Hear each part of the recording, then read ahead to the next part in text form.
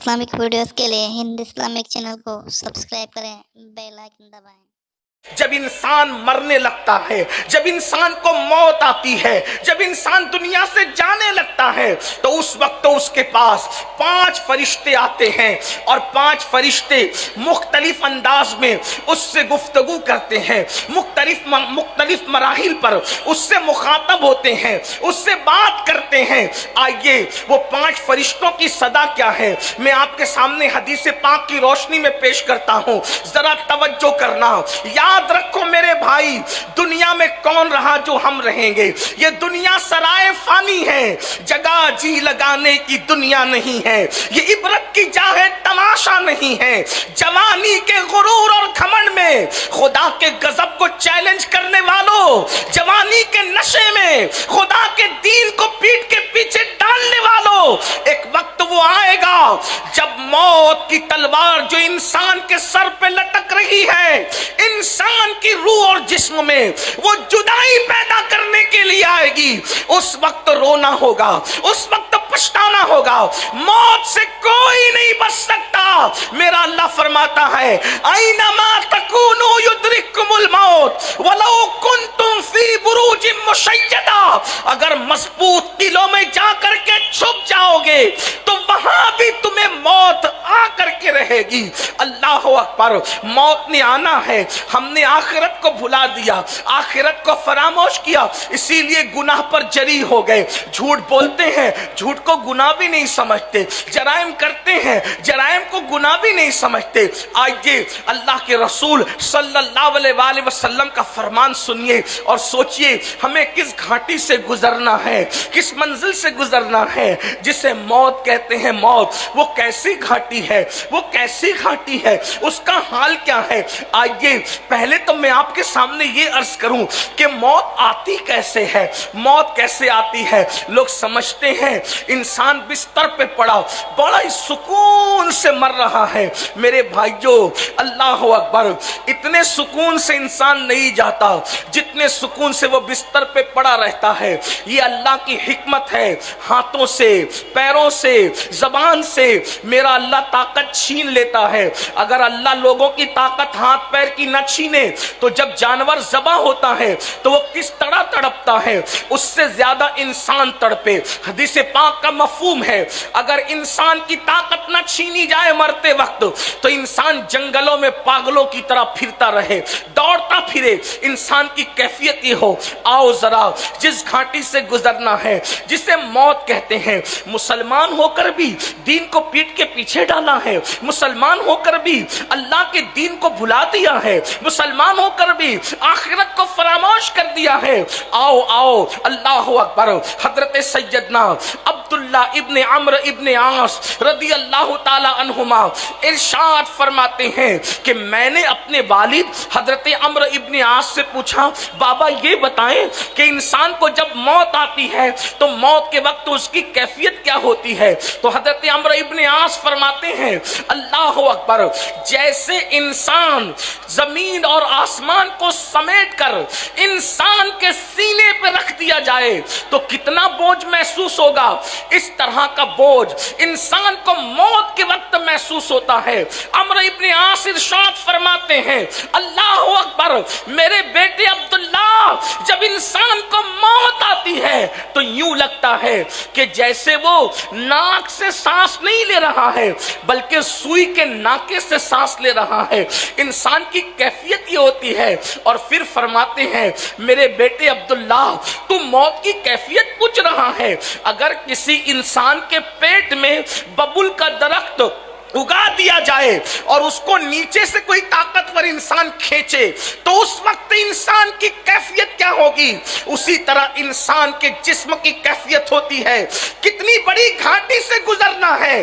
कानों में ईयरफोन लगाकर गानों से झूमने वालों, अल्लाह के खौफ में रोने की बजाय हीरो हीरोइन की जुदाई के मनाजिर देख के रोने वालों, अपनी मौत को याद करके, मौत की तकलीफ को याद करके अल्लाह के खौफ से आंसू बहाने की बजाय ड्रामों को देखकर रोने वालों, कभी तसव्वुर तो किया होता ये वो हकायक हैं जिसको फरामोश नहीं किया जा सकता, ये वो हकायक हैं जिनको भुलाया नहीं जा جا سکتا، اس انداز سے موت آتی ہے، اور اس وقت تو 5 فرشتے آ کر انسان سے کلام کرتے ہیں، انسان سے گفتگو کرتے ہیں، انسان سے مخاطب ہوتے ہیں، اور کیا کہتے ہیں؟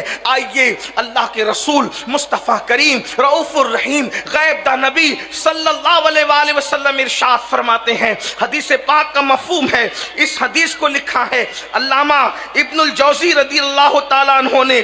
آقا ارشاد فرماتے ہیں کہ جب انسان کی روح اس کے حلق میں اٹکتی ہے، اللہ کے رسول فرما رہے ہیں، علامہ ابن الجوزی لکھ رہے ہیں، اللہ اکبر، میری قوم کے جوانوں ذرا تصور کرو، اللہ کے سچے رسول خاتم النبیین صادق و مصدوق صلی اللہ علیہ وآلہ وسلم فرماتے ہیں جب انسان کے حلق میں اس کی روح اٹکتی ہے تو پہلا فرشتہ آ کر اس سے گفتگو کرتا ہے، اس سے کلام کرتا ہے۔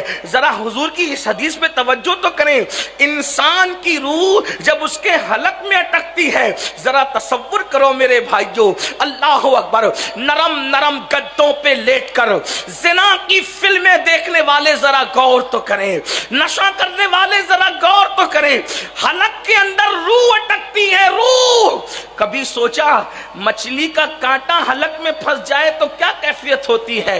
روٹی کا ٹکڑا حلق میں پھنس جائے تو کیا کیفیت ہوتی ہے؟ اللہ اکبر، جو حلق مچھلی کا کانٹا اور بڑے لقمے کا پھنسنا برداشت نہ کر سکے، جب اس کے اندر روح اٹکتی ہوگی تو انسان کی کیفیت کیا ہوتی ہو؟ اور اللہ کے رسول نے فرما دیا، حضور نے جو کہہ دیا وہ حق ہے، اس سے نہ کم ہو سکتا ہے نہ اس سے زیادہ ہو سکتا ہے، اس لیے کہ کائنات میں سب سچوں میں سب سے بڑا سچا خدا کی مخلوق میں کوئی ہے تو وہ آمنہ کے لال مصطفیٰ جان رحمت ہے۔ حضور اتنے سچے ہیں کہ ان کے سچا ہونے کی گواہی ان کے دشمن بھی دیتے نظر آتے ہیں، اتنے سچے رسول۔ اللہ اکبر، فرماتے ہیں جب انسان کے حلق میں اس کی روح اٹکتی ہے تو پہلا فرشتہ آ کر اس کو پکار کر کہتا ہے، اے آدم کے بیٹے، تیرا طاقتور بدن کہاں گیا؟ فرشتہ اس سے مخاطب ہو کر کے کہہ رہا ہے، آدم کے بیٹے، یہی بدن پر غرور کرتے ہو نا، اسی جسم پر گھمنڈ کرتے ہو نا؟ اللہ کا فرشتہ آ کر کے کہتا ہے، آدم کے بیٹے، تیرا طاقتور جسم کہاں چلا گیا؟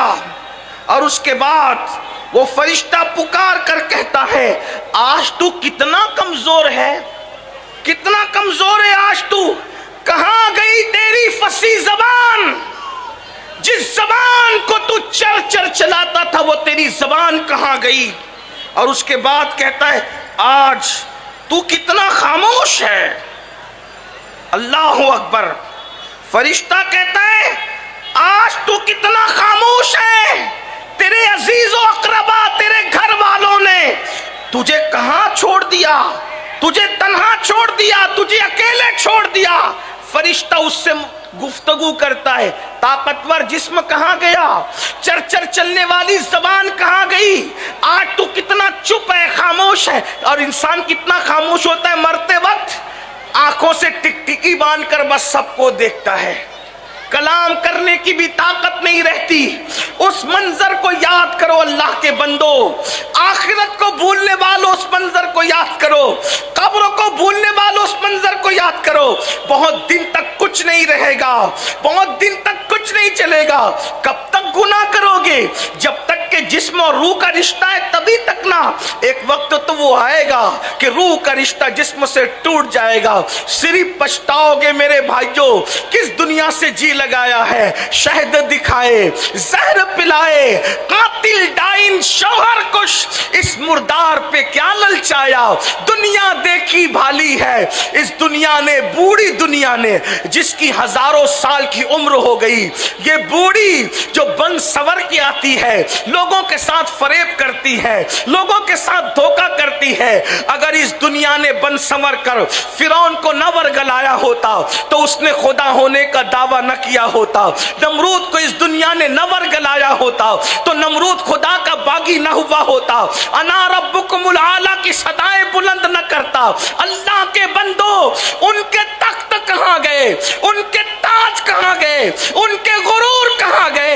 ان کے گھمنڈ کہاں گئے؟ کہاں گئے ان کے محلات؟ اللہ کے بندو، وہ بادشاہ تھے، آپ اور ہم تو بادشاہ بھی نہیں ہے۔ خدا کو بھول رہے ہو، آخرت کو بھول رہے ہو؟ نہیں نہیں، یہ مسلمان کی شان نہیں۔ جب مرو گے، نزا اور سکرات کا عالم ہوگا، روح حلق میں اٹکے گی، تو پہلا فرشتہ کہے گا کہاں ہے تیری طاقت، کہاں ہے تیری قوت، کہاں ہے تیری زبان؟ آج تیرے رشتہ داروں نے، اقربا نے، عزیزوں نے تجھے تنہا چھوڑ دیا۔ اس وقت انسان کتنا بے بس ہوگا۔ فرشتہ کہتا ہے آج سب نے تجھے چھوڑ دیا، سب چھوڑ دے، بیوی چھوڑ دے گی، بچے چھوڑ دے، سب چھوڑ دے، کون آتا ہے ساتھ؟ کوئی نہیں آئے گا۔ پھر اللہ کے رسول علیہ السلام ارشاد فرماتے ہیں جب اس کی روح نکال لی جاتی ہے تو دوسرا فرشتہ آتا ہے روح نکلنے کے بعد، اور وہ فرشتہ بھی اس سے کلام کرتا ہے۔ اور فرشتہ کیا کہتا ہے ذرا سنیں۔ وہ فرشتہ کہتا ہے تنگ دستی کے خوف سے جو مال تو نے جمع کیا تھا، نہ حرام دیکھا نہ حلال، وہ مال کہاں گیا؟ تجھے بہت خیال تھا نا مالدار بننے کا، دولت مند بننے کا، کہاں گیا تیرا مال؟ اور سوچو وہ مال گیا، جاتا کہاں ہے؟ ادھر انسان مرا، ادھر بہویں پلان کرتی ہے کہ ہمارے حصے میں کتنا آئے گا، میرے شوہر کے حصے میں کتنا، بیٹے پلان کرتے ہیں، داماد پلان کرتے ہیں۔